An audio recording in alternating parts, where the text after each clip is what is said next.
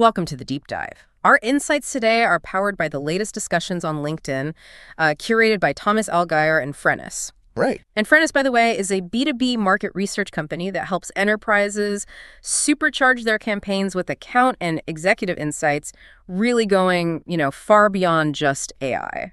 Definitely. And today, we're diving deep into the absolute top AI in B2B marketing trends that have been, really making waves across LinkedIn over the past couple of weeks, CW29 and 30. That's right. What's truly striking, I think, looking at all the recent posts and conversations, is how much the landscape has matured. B2B marketers aren't just experimenting with AI anymore, are they? We're seeing a clear shift towards actually executing AI-powered solutions across their entire revenue engine. Yeah. It feels like AI has moved from maybe a novelty to more of a necessity. Absolutely. And this isn't just about integrating a new tool here or there. It feels more like a foundational recalibration. Leaders are rethinking their entire go-to-market models, embedding automation effectively, and crucially, doing so without sacrificing that essential human trust. The trust that underpins so many B2B relationships. Is it a human element? Exactly. Yeah. It's a very strategic and honestly quite an exciting evolution to watch. Okay, so let's unpack this a bit. Our first major theme from the LinkedIn buzz centers on AI-driven sales automation and how it's profoundly redefining the role of the sales development representative, the SDR. Yeah, the SDR role. What's standing out in that area, particularly with these new AI-powered SDR tools we're hearing about? Well, what's fascinating is the emergence of these highly specialized AI SDR tools that are, really transforming the pre-sales process. For instance, Joseph Murad, he's a prominent voice in sales automation, showcase Apex Sales X. It's positioned as an AI SDR that can handle research, enrichment, and qualification. Oh, okay. So it basically frees up human reps to focus purely on, the closing conversations. So like a tireless, data-driven assistant then? That sounds incredibly efficient. It does. And Eric Sikala shared how Qualified launched Piper. That's an AI pipeline generator. Piper, right. Yeah, it intelligently surfaces these ready-to-buy accounts, within existing marketing stacks, and then it orchestrates the next best actions. So it spots the leads and starts the process. Kind of, yeah. It's about identifying high-intent leads and automating those initial steps. And we're also seeing custom AI SDR agents from places like Builders that can craft entire outreach sequences in just minutes. Really speeds things up. Right, accelerating those initial touch points. But this naturally leads to the big question that's been on everyone's mind.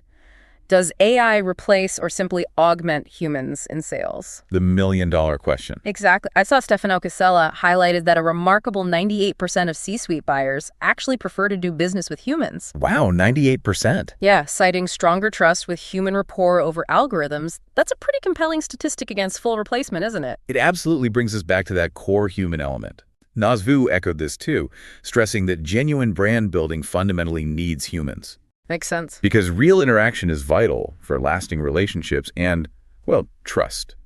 And Ron Vismunsky shared some strong skepticism about cold call bots and those generic AI emails. Oh, I know the ones. Right.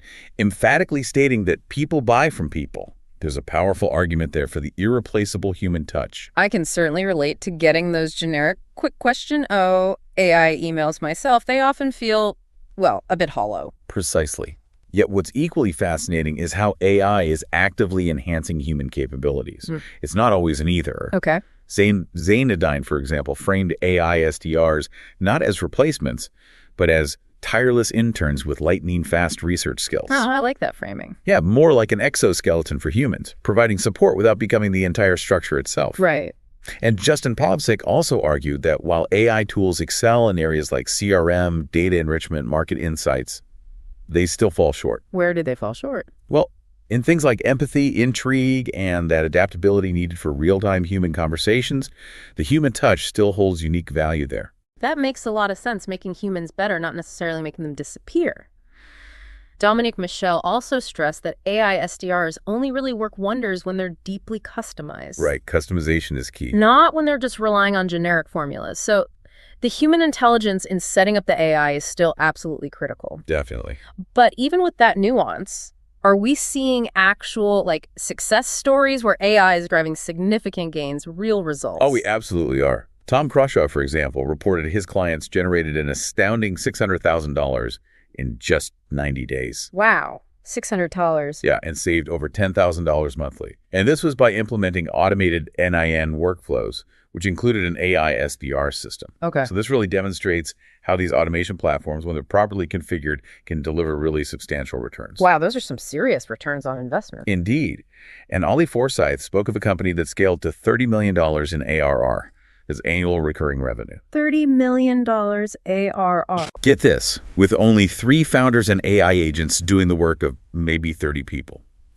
He called it the Autonomous Business OS. Autonomous Business OS, catchy. Isn't it? And Tim Scheuer also shared how multi-channel outreach combined with AI-generated content helped him book 18 sales calls in just 14 days. 18 calls in 2 weeks. Yeah. These are tangible, impactful results showing some serious efficiency gains. Okay, so on one hand, we hear this strong case for human connection, and then these, frankly, incredible stories of scale and efficiency. How do we balance that? Are there any counterpoints to the hype we should be aware of? It's vital to maintain a balanced view, and avoid getting completely swept up in the hype. Sure. Remco Hayes, for instance, shared an experiment he ran. It was with one of those highly touted 300 meetings a month AI LinkedIn SDRs. Oh, yeah, I've seen those claims. Right. Well, the concrete result for him, 0 meetings booked. 0. Ouch. Exactly.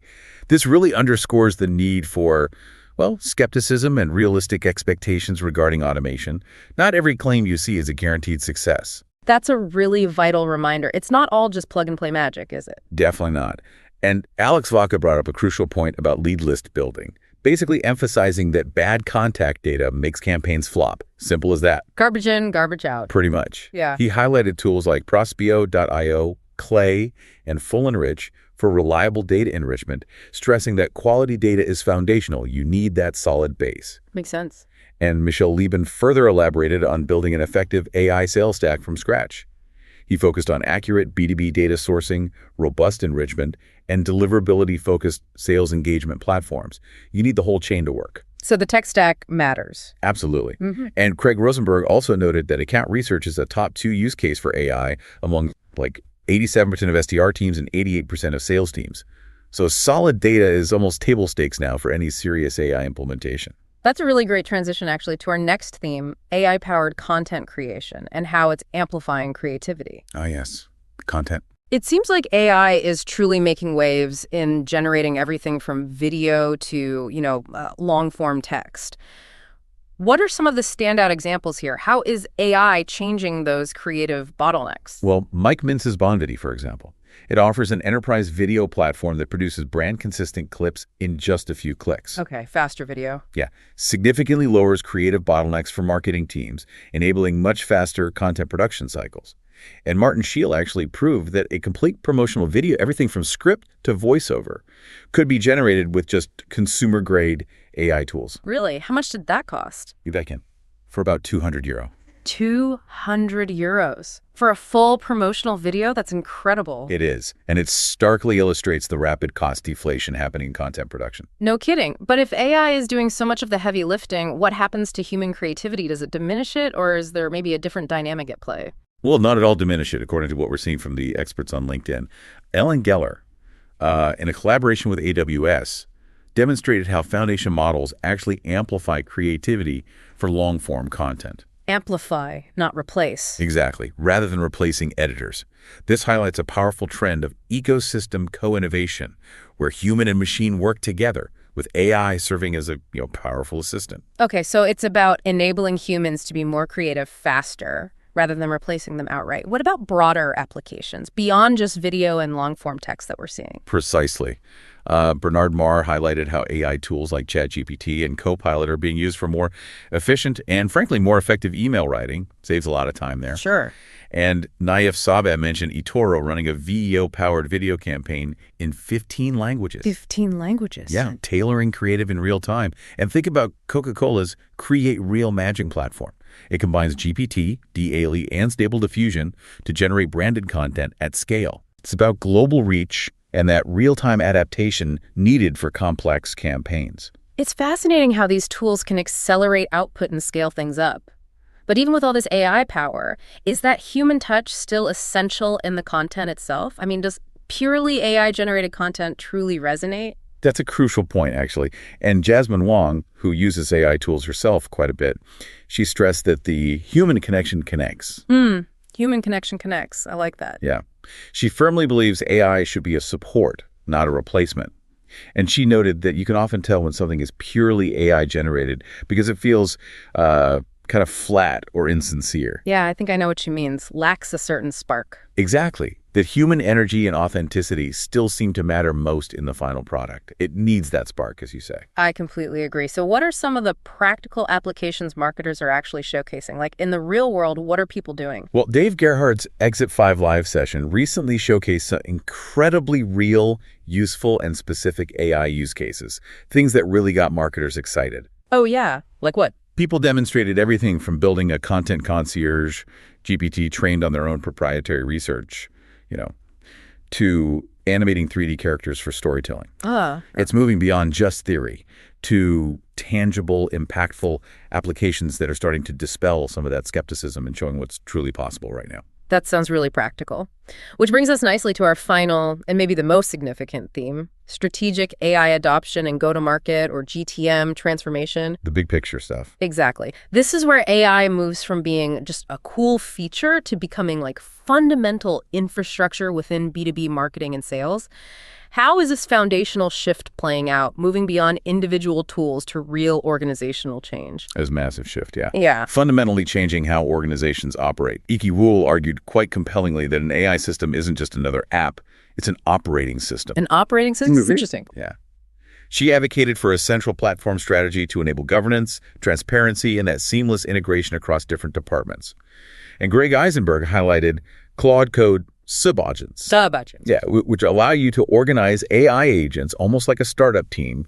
Each one gets specific instructions, specific expertise areas. Okay. Enabling automated execution basically while you sleep.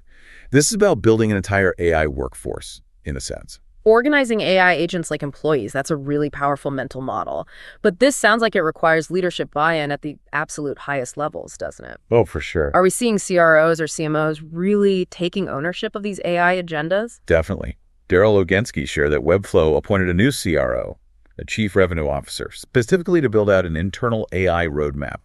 That signals real high-level ownership of these automation agendas. Right. Top-down commitment. Exactly. Christina McMillan noted that Scale Venture Partners' GTM AI labs are actually institutionalizing AI to reshape GTM strategies. They even built an agent specifically to help create strategic pitch decks. An AI for pitch decks. That's useful. Right. And Kyle Norton featured Jessica Chu of Canva, discussing how they built an AI-native GTM organization. They're blending centralized support with functional ownership and even created a dedicated GTM AI lead role. A dedicated GTM AI lead. Yeah, this is becoming a core part of strategic business planning now. So it's clearly not just a marketing or sales team initiative anymore, but a company-wide mandate. What's the tangible impact on go-to-market strategies that these changes are actually bringing? Are we seeing results? We are. Mike Savage cited Forrester and Gartner data indicating that a significant 61% of B2B CMOs, chief marketing officers, plan to restructure their organizations specifically to embed AI. Over 60%, that's huge. It is. And furthermore, Gartner predicts that by 2026, 80% of B2B marketers will abandon traditional segmentation. 80%? For AI-powered real-time personalization. Yeah. And Adam Price reinforced this, noting that companies consistently using generative AI in marketing and sales are seeing up to 20% gains in productivity. 20% productivity gain. Yeah. The numbers are really starting to speak for themselves, indicating a profound impact on both efficiency and customer engagement. That's a huge potential impact on the bottom line, for sure. It sounds like GTM models themselves are being completely rethought. What does that actually look like in practice? Well, Lee Burton suggested abandoning the traditional sales funnel altogether. Abandoning the funnel, really? Now, for AI-driven value maps that understand the myriad buyer signals, but in the context of their specific pains, goals, stakeholders. It's a much more nuanced approach to the buyer journey. Are personalized. Exactly. Tamara Perrick outlined an AI-driven GTM framework that optimizes pretty much everything. Demand sensing, consumer segmentation, product pricing, marketing effectiveness, omni-channel consumer experience, the whole shebang. Okay, a holistic view. Right. And Nicholas Holland reinforced this by sharing a HubSpot report. It showed AI is driving, on average, 37% lower customer acquisition costs. 37% lower CAC. 0.72% improved upsell cross-sell, and 25% improved customer experience. It's a holistic transformation, truly reshaping how companies engage with their markets. Those are really compelling metrics, showing direct business impact. But with all this AI activity, all this automation, are there any potential challenges or new complexities emerging within this AI-driven GTM ecosystem? Absolutely. There always are, right? Mark Onge, quoting Mark South, highlighted what they call the new AI Cold War. The AI Cold War, what's that? It's where AI buyer bots and AI marketing bots essentially create this loop of AI noise, potentially making real buyer actions almost invisible. AI talking to AI. Kind of. It raises significant questions about how you cut through those machine-generated signals to find genuine human intent. And Anubedi also emphasized the growing importance of technology partnerships to accelerate AI transformation. Partnerships are key. Yeah, stressing the need for clear alignment on the why, the how, and the who. And Alexander Thuma announced that Saystock Europe will focus specifically on pragmatic AI adoption, not just the high-level inspiration. Getting down to brass tacks. Exactly. It signals a move toward practical, grounded applications in the real world. That AI noise concept is definitely a sobering thought. It implies a whole new layer of complexity for marketers to navigate, doesn't it? It really does. So how does this strategic shift ultimately impact the future workforce? Are roles evolving significantly? Oh, definitely.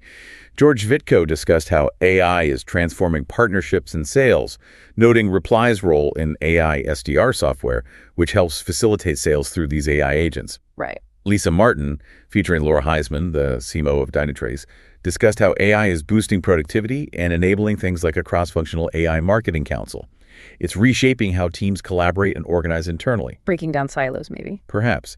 And Elio Narciso with McKenna highlighted how AI SDRs and research agents are actively reclaiming lost pipelines, so demonstrating tangible, practical applications in just day-to-day operations. Okay. It seems to be about empowering humans to focus on higher value tasks, rather than replacing them entirely. Right.